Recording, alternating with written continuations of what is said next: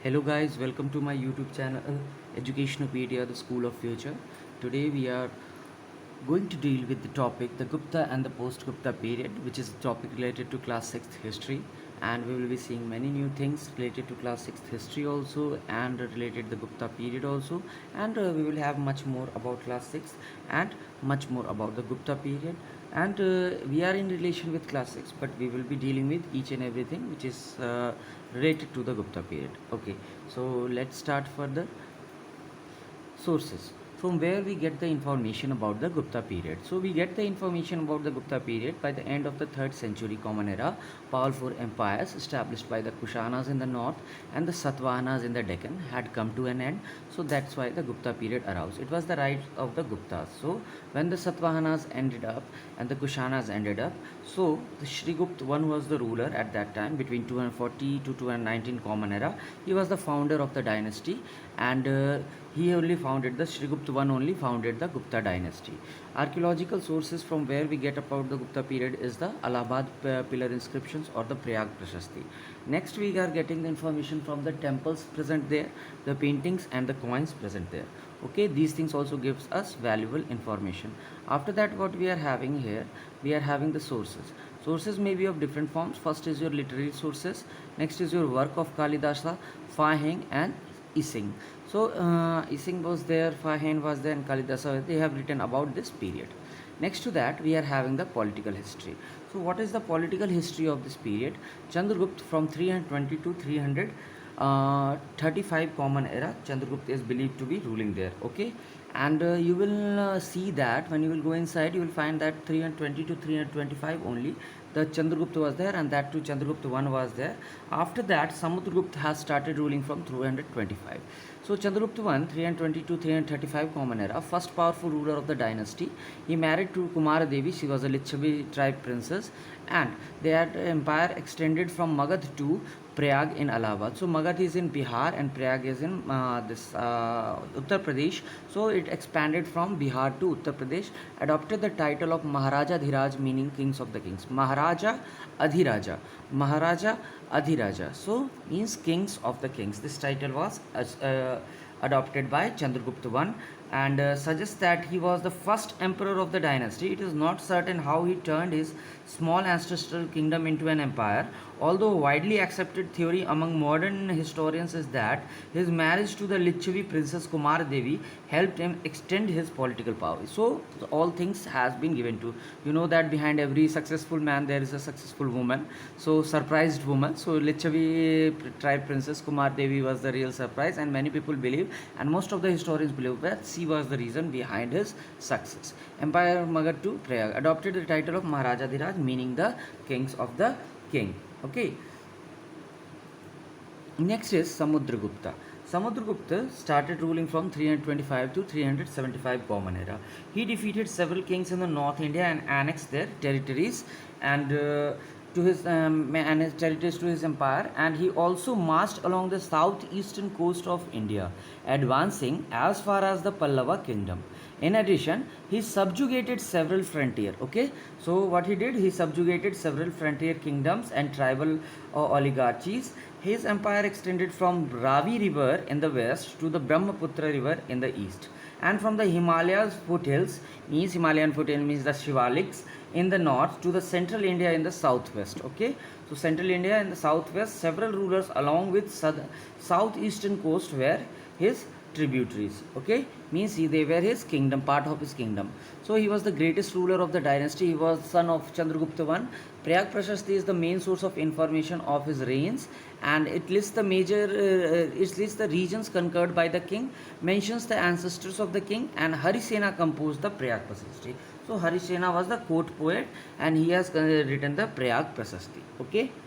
Next is the what is mean by prashasti. Prashasti is the Sanskrit word. In prashasti it means in praise of, किसी की प्रशंसा में.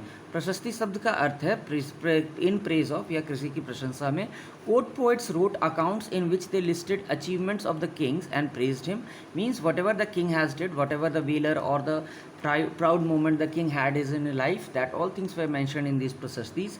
These praise are accounted on pillars, and the writers wrote it on the pillars also. People read about the kings from the pillars, so whatever things were written on the kings, on the pillars, that has been written by them. Pillar inscriptions of Samudragupta, one such prashasti. So the pillar inscriptions of one such Samudragupta was one such prashasti. It described the kind-hearted nature of the kings. Means these prashasti are telling that Samudragupta was really a kind-hearted person. Okay, so all things what we come to know about Samudragupta is he defeated several kings in the North India and annexed their territories to his empire. He also marched along the southeastern coast of India, advancing as far as the Pallava kingdom. In addition, he subjugated several frontier kingdoms and tribal oligarchies. His empire extended from Ravi river in the west to the Brahmaputra river in the east, and from the Himalayan foothills in the north to central India in the southwest. Several rulers along with southwest coast were his tributaries,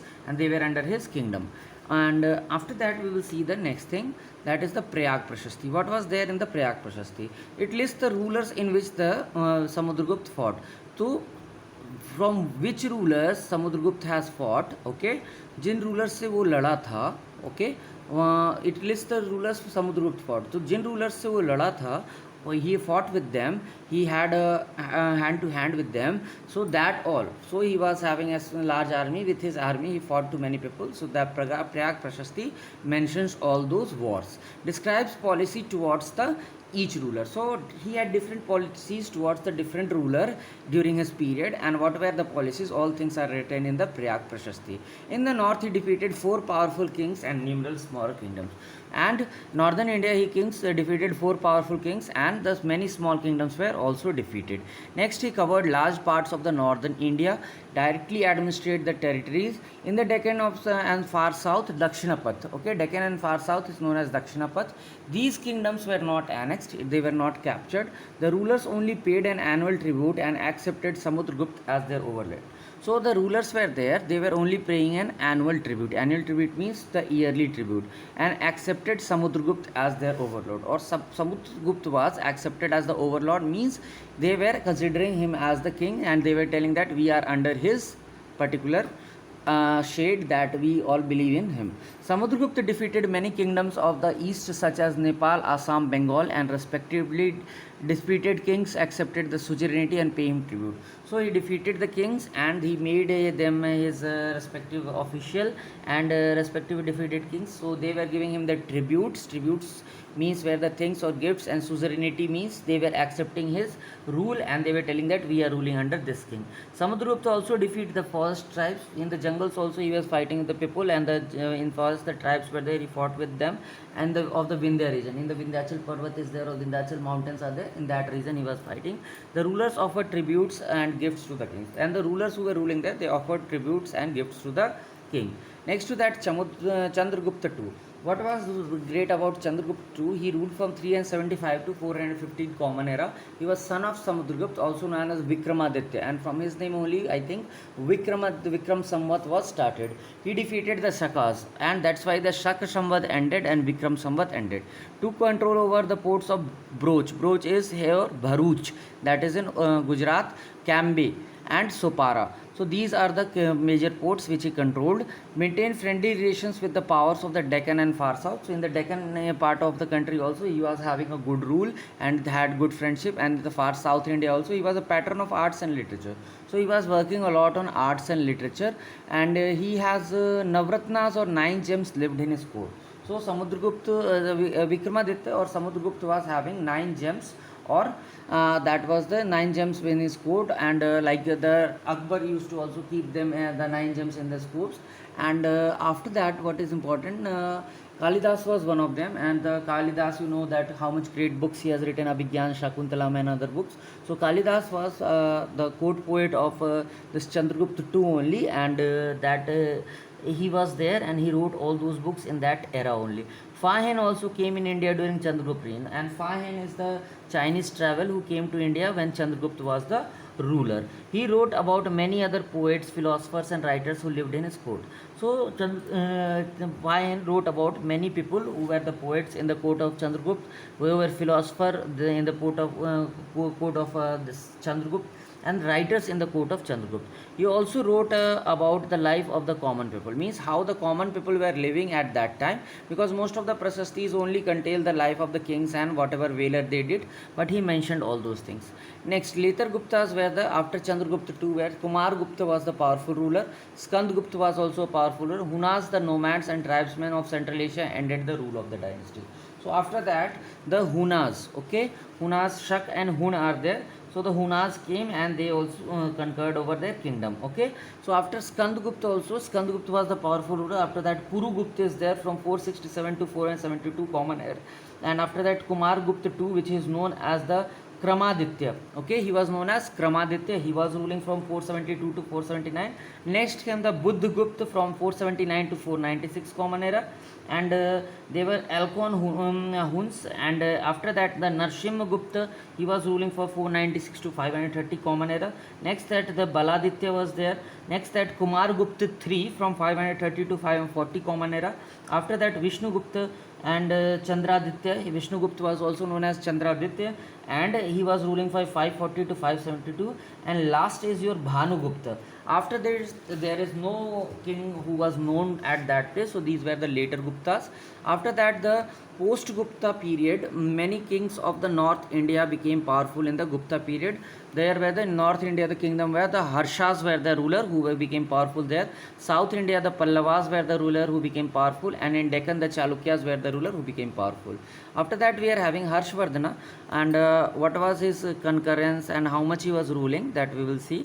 That here we are having. So Harshvardhana was there, and Harshvardhan was basically, he was ruling from AD 607. So he was ruling from AD 607 to 647, and the break of the Gupta Empire was followed by the period of disorder. So there was a break in the period, and there was not a fixed order. Okay, so what was the thing, that everything was not fixed, and there was a disorder. Small kingdoms fought against each other. So smaller kingdoms were there, they were fighting with each other. Harshvardhan conquered all and established an empire. So the small kingdoms, he told them to come with him, and they all were joined, and Harshvardhan formed a big empire. Okay, next, sources. How do we get this information? There are two main sources. One is the Harsh Charita, the biography of king written in Sanskrit by the court poet Ban Bhat. So Ban Bhat has written this. Next is your book has his military and cultural achievements. So whatever things has been written by Ban Bhat about Harsh Charita or King Harsha, that is his military achievements and the cultural achievements. Second source is the account of Yuan Seng. Yuan Seng was the Chinese traveler who visited India during Harsha's reign. He has also written many things. From that also we get the information. Spent 8 years in the court of Harsha, and he was living there for 8 years in the court of Harsha. Wrote in detail about the development during these years, or he was writing many things in detail, means each and every fact about the what he was writing. So he was writing development these years. So whatever things have taken place or whatever developments have taken place, he has mentioned all these things there in these writings. No, next is your, besides these coins and inscription, also tells about the period. So after that, if you also want to know anything about the period, we can know from the this coins and inscriptions. Next, the capital of Harsha was Kannauj. He conquered Punjab, western Rajasthan, whole Ganga valley up to Assam. He attacked Chalukyan king Pulakeshin too, but was defeated. So he was not succeeded in that war which he did, but he was defeated. Harsha did not annex his territories that he conquered. Means whatever territories he was conquering, he left the kings to rule, and just they have to accept the suzerainty. He allowed some of the kings whom he defeated to continue ruling. So some of the kings who were defeated, they were allowed to rule again, and he did not took their kingdom. They accepted Harsha's overlord and paid him an annual tribute. So Harsha's overlord was accepted. Harsha was accepted as a king there, and they were paying him an annual tribute. They also gave him money. So what they did, they gave him money and soldiers whenever they needed them, and along with that, they were giving the soldiers to the kings and whenever they were needed. Next to that, what we are having after this, we are having Harsha, patron of arts. Along with that, if you come to know that what was the important, that Harsha was also the patron of art. Patron of art means he was supporting art a lot. So how he was supporting? He was a patron of arts and learning. He himself authored 3 books, and he has written 3 books on this art. That is Nagananda, Ratnavali and Priyadarshika. So these are the 3 books written by his court poets. Harsha himself, not by the court poets, Harsha himself has written these 3 books. Apart from that, the court poets have also written many things. There were some great pattern of art in his court, like, so many people were artists in his court, and they have supported their life to the art culture. So these were the Dandin, Subandhu and Banbhatta, which further proves his interest in art and learning. So this was all about our presentation. I hope so you understood this concept of the Gupta and the post Gupta period, and please like and subscribe the channel. Thank you.